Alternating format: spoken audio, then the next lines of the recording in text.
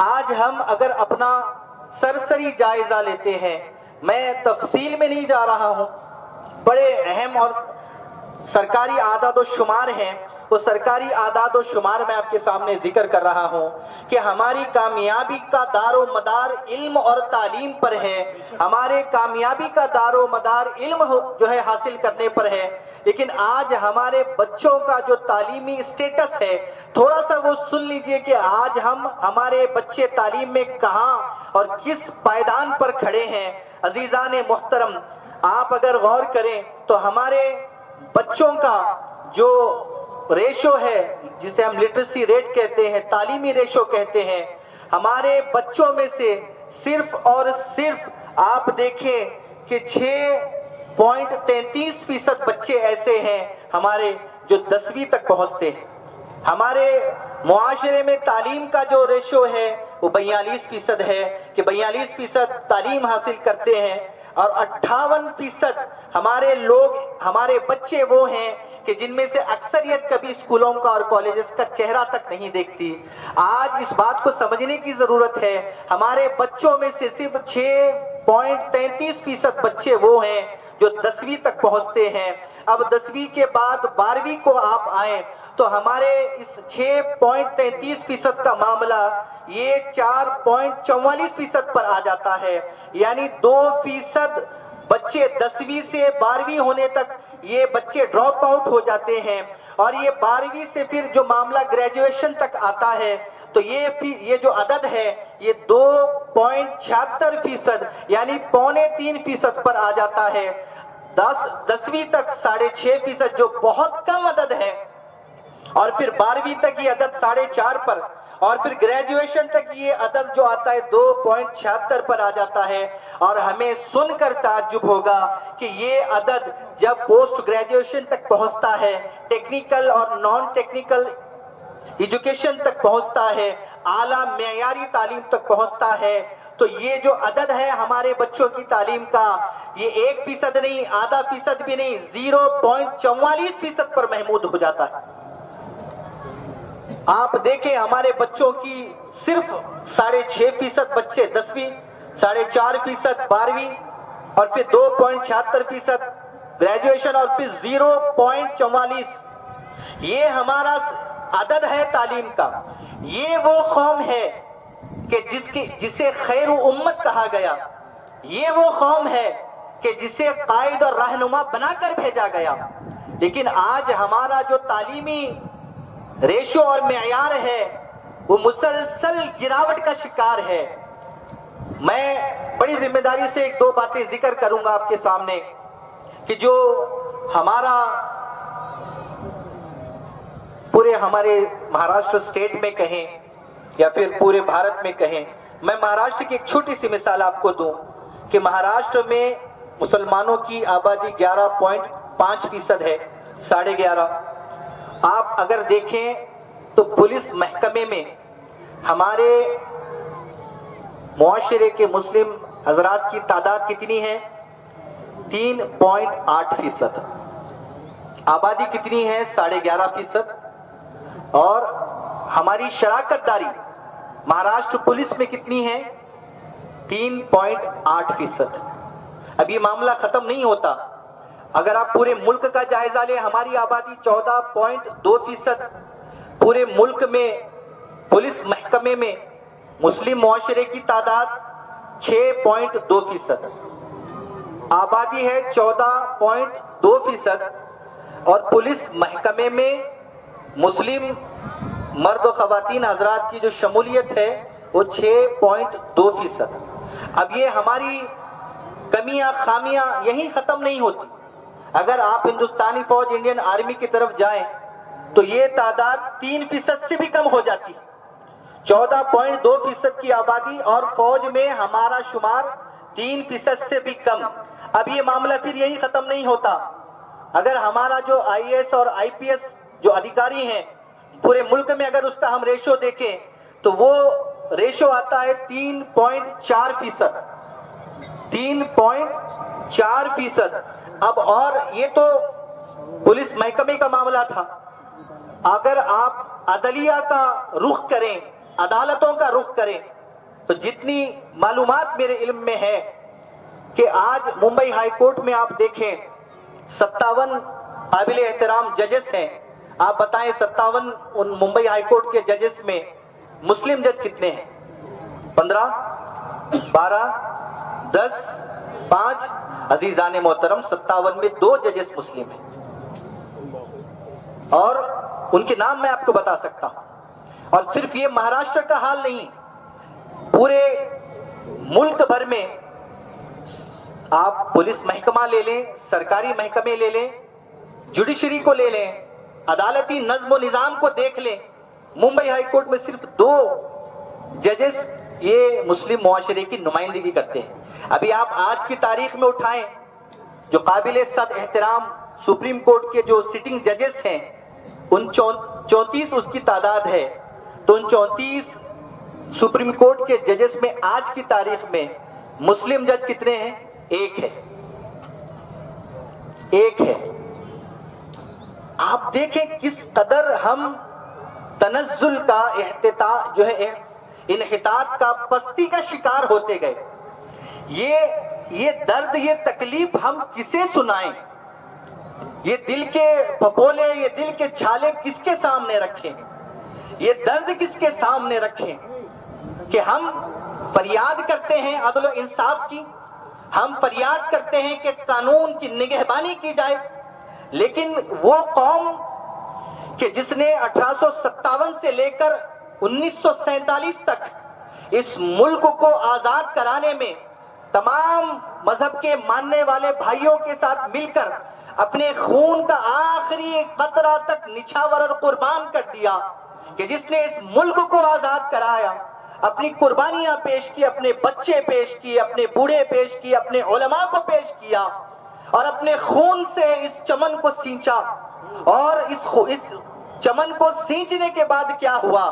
हम बस्ती का शिकार होते गए कि जहां हम इस मुल्क के पुलिस महकमे में शामिल होकर इंसाफ के और कानून के निगहबान बनते, हम सरहदों में मुल्क की सरहदों की हिफाजत करते, हम अदलिया निजाम में, अदालती निजाम में अपनी नुमाइंदगी पेश करते, हम कानून के निगहबान भी बनते, हम इंसाफ के निगहबान भी करते, चे जाए कि दूसरों से इंसाफ की भीख मांगनी पड़ती, हम खुद अपना इंसाफ का मेयार कायम करते, हम मुंसिफ भी बनते, हम इंसाफ के निगहबान भी बनते, हम कानून के निगहबान भी बनते, कि जिन्होंने अपने खून का कतरा देकर इस मुल्क को आजाद कराने में अपना सब कुछ लुटा दिया, क्या वो इस मुल्क के अदालती निजाम को, कानून के निजाम को, इसके सरहदी निजाम को क्या ये मजबूत नहीं कर सकते थे?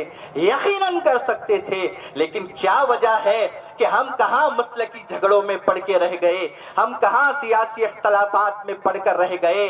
अरे हम इतनी परेशानियों में हैं, हमारे कंधों पर इतनी जिम्मेदारियां हैं, हमने अपने सीने पर इतने जख्म खाए हैं, हमने अपने सीनों पर इतने चोट बर्दाश्त किए हैं। ये वो उम्मत है कि जिसके पास आज इतनी फुर्सत नहीं है कि कोई गैर जरूरी सियासत करे और हम उस सियासत का जवाब देने में अपनी जो है कुव्वतों को सर्फ कर दे, अपनी तवानाइयों को सर्फ कर दे, अपने असबाब को सर्फ कर दे। अजीजान मिल्लत इस्लामिया, यकीनन ये हालात जो पैदा किए जाते हैं और पैदा किए जाएंगे, ये कोई नई बात नहीं है, लेकिन उम्मते मुस्लिमा का मकसद है अपना खोया हुआ वकार हासिल करना। उम्मते मुस्लिमा का मकसद ये है कि तालीमी तौर पर अपना जवाब देना। हम ईंट का जवाब पत्थर नहीं बल्कि कलम से देना चाहते हैं, किताबों से देना चाहते हैं, तालीम से देना चाहते हैं। अल्लाह ने हमें खैर उम्मत बनाकर भेजा है, हमारा मकसद है हम अपनी तालीम, अपने अमल के जरिए से खैर उम्मत बनकर दिखाएंगे लोगों को। ये हमारा जवाब होगा।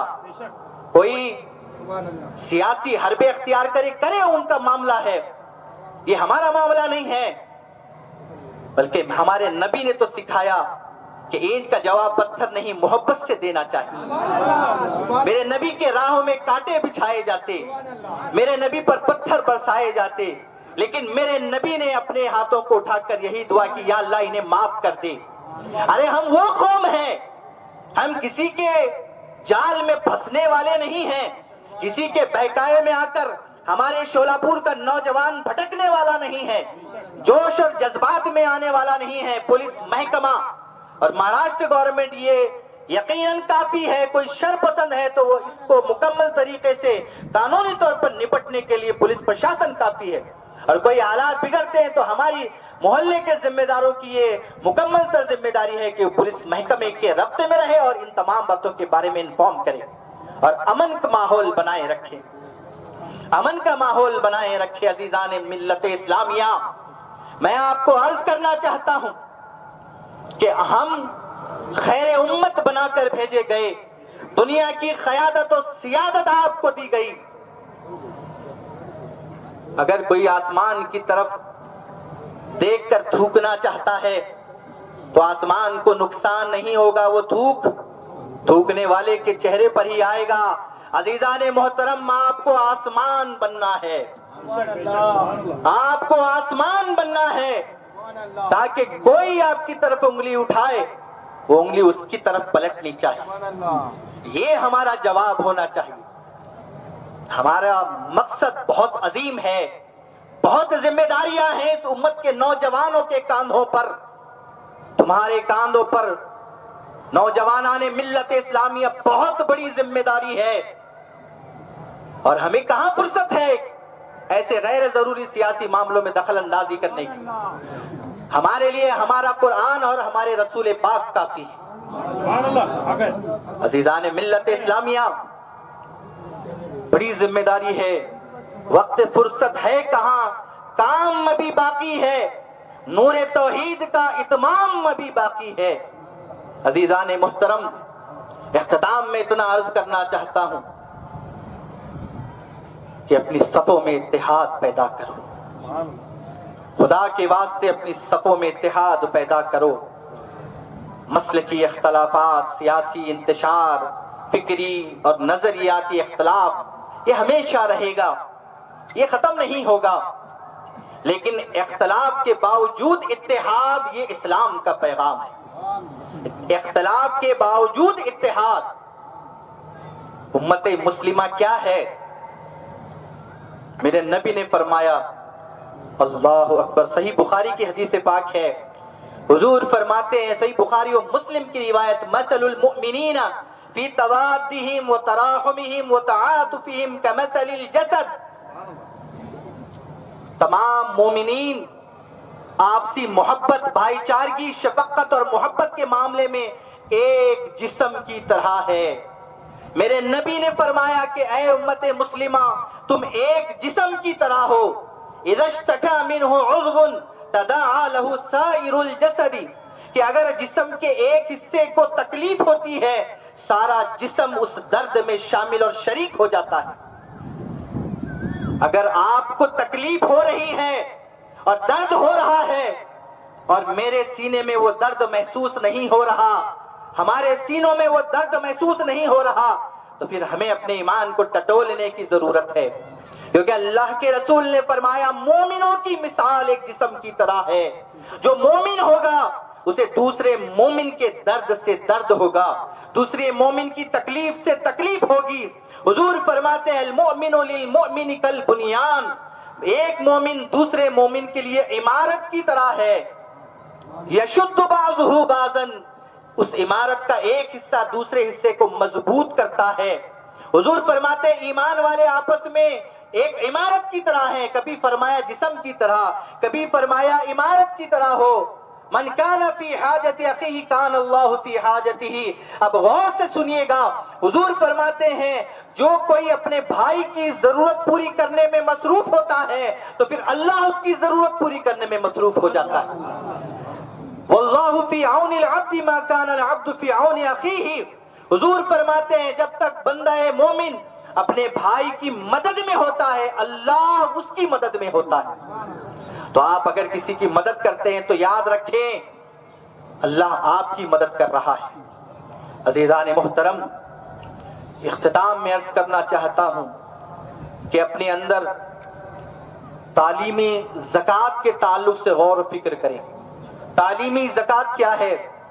آج ہمارے معاشرے میں الحمدللہ ہمارے بچے قابلیت کے اعتبار سے، تعلیم کے اعتبار سے بڑے مضبوط ہیں، لیکن معاشی اعتبار سے کمزور ہیں، اور اس معاشی کمزوری کی وجہ سے کہ بچے اپنی تعلیم آگے معیاری اور اعلیٰ تعلیم پوری نہیں کر پاتے، پھر ہوتا کیا ہے کہ یہ جو قابل بچے ہیں، یہ جو تعلیمی اعتبار سے مضبوط بچے ہیں، ان بچوں کا نقصان ہوتا ہے اور یہ بچے ضائع ہو جاتے ہیں، اور یہ امت کا، قوم ملت کا اہم ترین اور نہایت نفیس اثاثہ ہے کہ یہ جو قابل اور لائق اور تعلیمی اعتبار سے مضبوط بچے ہیں، یہ ہماری امت کا یہ اثاثہ ہے، ہماری قوم کا اثاثہ ہے۔ لیکن چونکہ ہم نے اپنے زکوٰۃ کے، ہم نے اپنے تعاون کے جو مصارف ہیں وہ طے کر رکھے ہیں، اور ہم صحیح مصرف منتخب نہیں کر پاتے، جس کی وجہ سے ہوتا یہ ہے یہ بچے یہ ضائع ہو جاتے ہیں، یہ قوم کی امانت، یہ قوم کا اثاثہ ضائع ہو جاتا ہے۔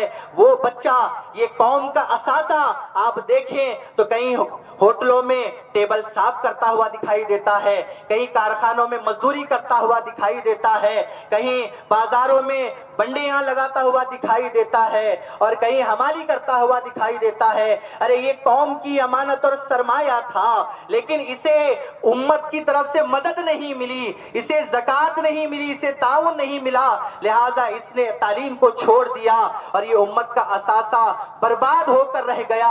عزیزان ملت اسلامیہ، اگر ان بچوں کے ہاتھ میں جو غریب ہیں، پڑھنا چاہتے ہیں لیکن پیسے نہیں ہیں، اور ہم نے اپنے شادیوں کے لیے اپنے بڑے بڑے بجٹ طے کر رکھے ہیں، ہمارے غیر ضروری فنکشنوں کے لیے بڑے بڑے بجٹ طے کر رکھے ہیں، لیکن ہم اپنے بجٹ میں سے، اپنی زکوٰۃ میں سے ان حقدار اور مستحق بچوں کے لیے تعلیمی زکوٰۃ نہیں نکالتے۔ نکالنے کی ضرورت ہے۔ عزیزان محترم، اگر ان بچوں کے ہاتھ میں قلم دیا جاتا، یہ قوم کے معمار بنتے، انہیں کتابیں دی جاتی تو یہ قوم کو تعمیر کرتے، انہیں تعلیم سے آراستہ کیا جاتا تو یہ قوم کا، ملت کا اور ملک کا نام روشن کرتے، دیش کا نام روشن کرتے، لیکن ہم نے ان کی مدد کرنے کے بارے میں توجہ نہیں فرمائی، جس کی وجہ سے یہ بچوں کا تعلیمی نقصان ہو رہا ہے۔ اس کی طرف آج تعلیمی زکوٰۃ کے طور پر غور کرنے کی ضرورت ہے۔ اور بالآخر کہتا ہوں، آپ حضرات